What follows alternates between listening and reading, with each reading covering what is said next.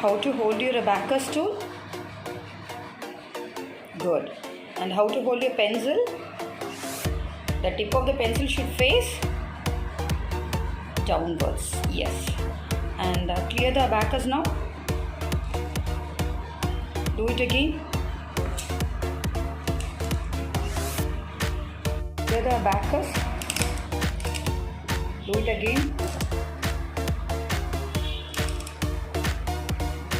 Add 1.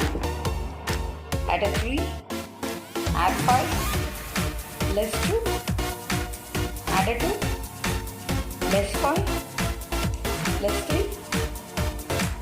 Add 7. Answer 8. Yes.